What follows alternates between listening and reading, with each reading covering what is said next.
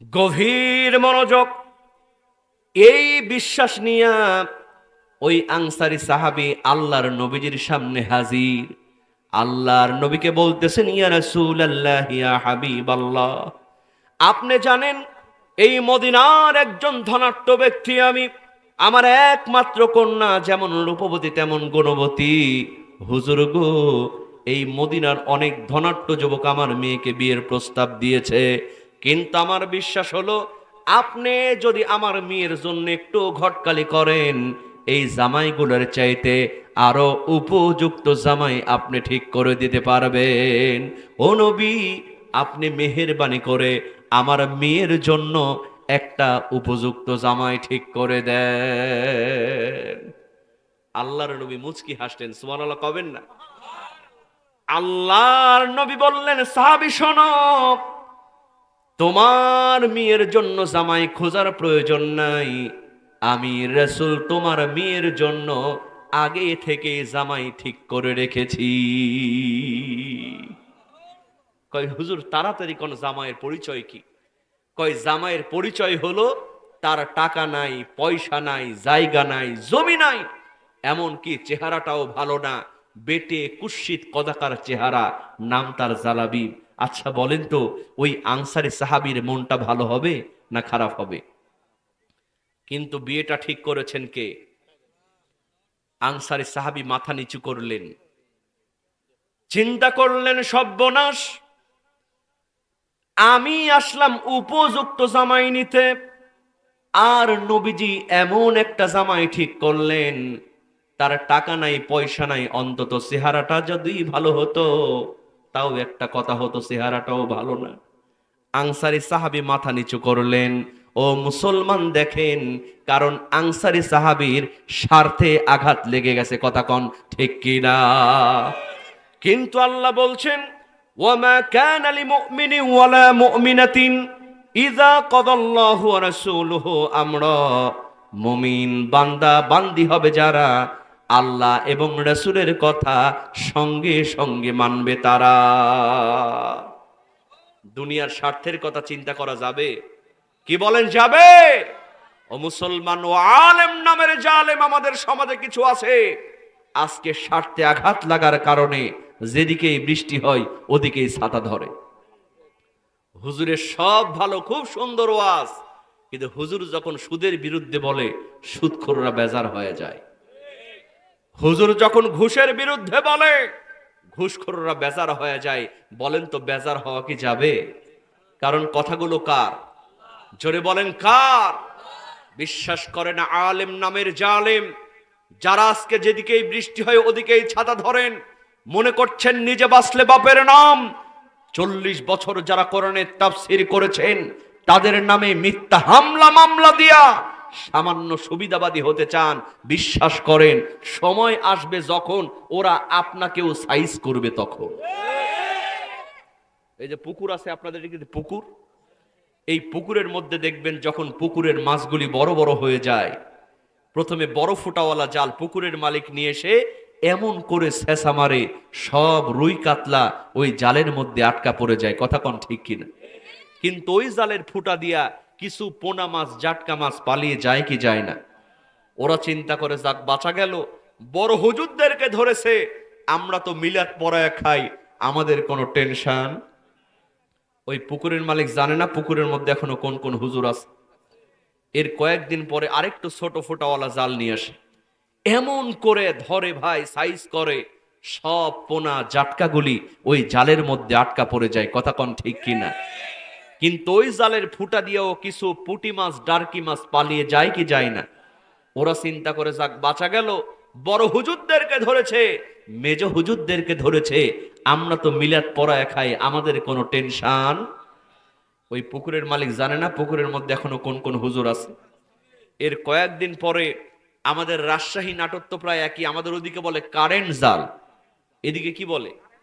Current জাল। এই current জাল নিয়ে এসে এমন করে ছেঁচা মারে, কিসের পুটি কিসের ডারিকা সব কিন্তু জালের মধ্যে আটকা পড়ে যায়। এরপরেও কিছু কিছু পীর সাহেব কাদার মধ্যে লুকায়া থাকে। স্যাং মাছ, গুসি মাছ। ওরা চিন্তা করে সবগুলারে ধরছে, আমরা তো খানকা বানায় বসে আছি, মাঝে মধ্যে জিকির করতে করতে লাভ দেওয়া উঠি, আবার খানকার মধ্যে ঢুকে, এরকম আছে না? জিকিরের ঠালে গাছের মধ্যে ওটা বসে থাকে, গাছের মধ্যে ওটা বসে থাকে। দেখবেন আম গাছে উঠে, জাম গাছে উঠে, ভুল করেও খেজুর গাছে উঠে না, কারণ জানে ওখানে কাঁটা আছে। ওরা কয় সবগুলারে ধরছে, আমরা তো খানকার মধ্যে থাকি, কোনো টেনশন। ওই পুকুরের মালিক কি জানে না কাদার মধ্যে এখনো কোন কোন পীর সাহেব আছে? এর কয়েকদিন পরে পানি একটু ছেঁচা মারে, দেখছেন? ছেঁচা মারার পরে গ্যাসের ট্যাবলেট দু একটা ছেড়ে দেয়। এই গ্যাসের ট্যাবলেট যখন পুকুরে মারে, কিসের স্যাং কিসের ব্যাম, সব সিটপটাং হয়ে পানির ওপরে ভাসতে থাকে। ও সুবিধাবাদ জিন্দাবাদ। যারা মনে করো নিজে বাঁচলে বাপের নাম, সময় আসবে যখন তোমারেও ওরা এভাবেই সাইজ করবে, তখন একটু অ্যাঙ্গেলে কথা বলতেছি। বর্তমান পরিস্থিতি খুব খারাপ, এজন্য কিছু হবে অ্যাঙ্গেলে, কিছু হবে প্যান্ডেলে, মারবো এখানে, লাশ পড়বে শ্মশানে। কথা কোন ঠিক কিনা? সব কথা বলে না হৃদয়, কিছু কথা বুঝে নিতে হয়, ঠিক কিনা বলেন? এই জন্য স্বার্থের জন্য কাজ করা যাবে না, কাজ করতে হবে আল্লাহ এবং রাসূলের জন্য। কথা কোন ঠিক কিনা? আনসারী সাহাবী মাথা নিচু করলেন, মন খারাপ করলেন। আল্লাহর নবী বুঝতে পারলেন। আল্লাহর নবী বললেন, সাহাবী, তোমার মেয়ের জন্য জামাই ঠিক করলাম। তুমি শুনলাম জামাইয়ের টাকা নাই, পয়সা নাই, জায়গা নাই, জমি নাই, এমন কি তার চেহারাটা ভালো না। এটা শোনার কারণে তোমার মনটা খারাপ হয়েছে। ও আনসারী সাহাবী শোনো, আমি নবী কথা দিয়া দিলাম, এই যুবক জালাবিবের টাকা নাই, পয়সা নাই, চেহারা নাই, কিন্তু এই জালাবিবের চাইতে ভালো জামাই আকাশ আর জমিনের মধ্যে তোমার মেয়ের কপালে কখনো কোনোদিন জুটবে না। আজকেও তো আমরা বিয়ে দেওয়ার সময় খুঁজি কে কত বড় চাকরি করে, কার কত ধন সম্পত্তি, কিন্তু একটা বারও খোঁজ নিই না ছেলেটার চরিত্র কেমন, ছেলেটা 5 ওয়াক্ত নামাজ পড়ে কিনা। কথা কোন ঠিক কিনা? এজন্য খুব ধুমধাম করে বিয়ে হয়, কিন্তু দেখা যায় বিয়ের কয়েকদিন পরে আবার ডিভোর্স, তালাক হয়ে যায়। কথা কোন ঠিক কিনা? আল্লাহর নবী বললেন, সাহাবী, এই জালাবিবের টাকা নাই, পয়সা নাই, চেহারা নাই, কিন্তু এই জালাবিবের চাইতে ভালো জামাই আকাশ আর জমিনের মধ্যে তোমার মেয়ের কপালে জুটবে না। কারণ আল্লাহ তাআলা মানুষের চেহারা দেখেন না, অন্তর দেখেন। কি দেখেন? এই দুনিয়াতে কার কত চেহারা ভালো, কার কত টাকা আছে, পয়সা আছে, কে কত বড় নেতা, আল্লাহ বলছেন, আমার কাছে 4 পয়সার কোনো দাম নাই, আমার কাছে তার দাম তত বেশি। ইন্না আকরামাকুম ইনদাল্লাহি আতকাকুম, আল্লাহর ভয় যার অন্তরে যত বেশি, জোরে জোরে কন্যা বাবা সুবহানাল্লাহ।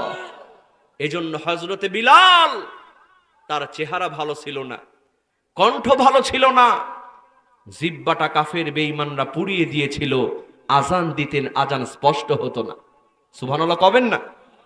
সাহাবারা রিপোর্ট দিলেন, ইয়া রাসূলুল্লাহ, ইয়া হাবিবাল্লাহ, বিলাল যে আজান দেয়, সে আজান কিন্তু আমাদের শুনতে ভালো লাগে না, আপনি মেহেরবানি করে আরেকজন সুমধুর কণ্ঠের সাহাবীকে আজান দেওয়ানোর দায়িত্ব দিয়া দেন।